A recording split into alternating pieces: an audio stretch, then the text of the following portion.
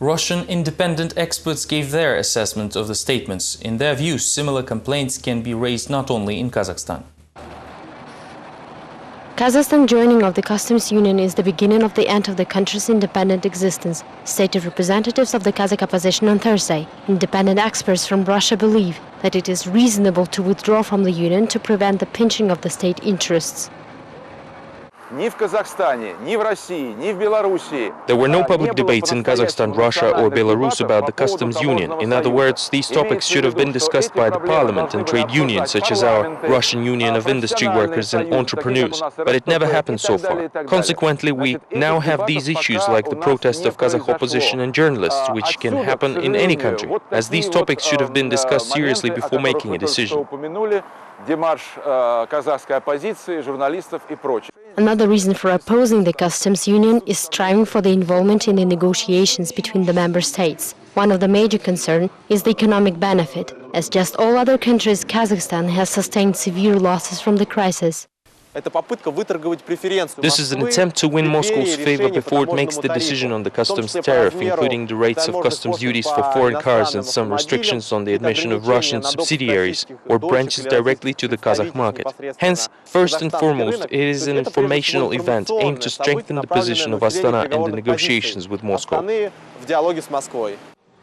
Whether the complaints of the opposition will be taken into account in the decisions of the customs union will become clear in the near future, even before the organization becomes fully operational. The topic of the various forms of cooperation in the CIS became one of the discussion points at the informal summit of heads of state on Friday. The idea to hold the next OSCE summit in Astana was supported by the CIS member states. Meanwhile, the current session preceded a meeting scheduled for May 8th in Moscow during the celebration of the Victory Day anniversary. The current session of foreign ministers was held to prepare for the forthcoming meeting of the heads of the states, which will be held on May 8th. The celebration of the Victory Day should be interstate, and none of the CIS country will be left out. The draft resolutions on the support of veterans and front workers were approved and will be later signed by the heads of state. Also, special lessons in honor of the 65th victory anniversary will be held in educational institutions of the CIS countries. Unanimity was also reached on the issue of holding an informal OSCE summit in Astana. At the same time, the US is still considering its participation, and the OSCE uses the principle of consensus, when all of the member states have to approve any given decision. Meanwhile, the Kazakh Foreign Affairs Minister stated once again that, as the chair of the OSCE, Kazakhstan intends to observe all norms of the Helsinki Final Act. We support the initiative of Kazakhstan to host the summit, and we express our determination to assist the country in making its chairmanship the most successful. During the discussion of this issue, the Minister of Kazakhstan has confirmed the position to strengthen the principles on the basis of which the OSCE was formed. Furthermore, it was agreed to collectively promote the initiative of Russia to create a new treaty on European security. During the meeting, the foreign affairs ministers emphasized that today the CIS is a united front, and it is too soon to be recognized as dysfunctional. According to Sergei Lavrov, a new concept of the reforming of the CIS has been already approved and now will be reviewed by the CIS Executive Committee. However, it is not clear why the questions of the journalists from different countries were answered only by the Russian minister and not Kanat Saudabayev or his colleagues from other states. It looked as if even on the international political arena, the general view of the CIS members will be yet again expressed by the Russian Ministry of Foreign Affairs.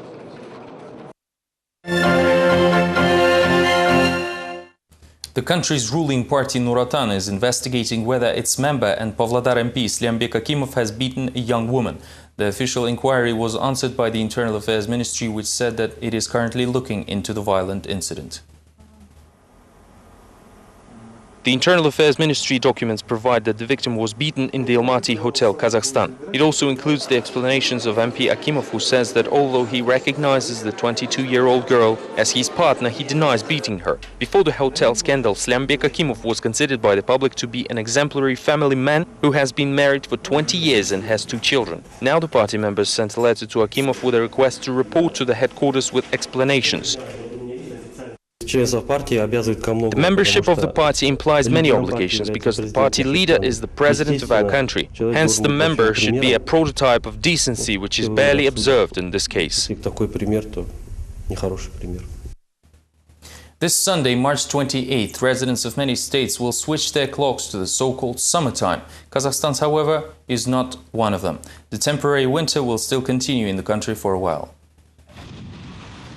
Kazakhstan is one of more than 130 countries in the world, mostly in Asia and across the former USSR, which do not implement the seasonal change of time by 1 hour. 5 years ago, the government issued a decree on the abolition of the daylight saving time, citing arguments of domestic doctors as the main reason. The cabinet was persuaded that the shift is harmful for citizens' health. The opponents of the decree were transport and telecommunications officials, but the most discontent came from power engineering specialists, who believed that the time change saved valuable energy. Meanwhile, similar disputes are becoming popular now in the neighboring Russia.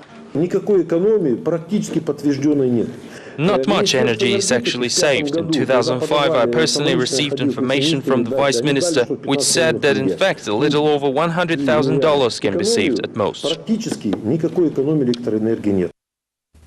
These were all the latest updates from Kazakhstan. Thank you for being with us. Have a great weekend and goodbye.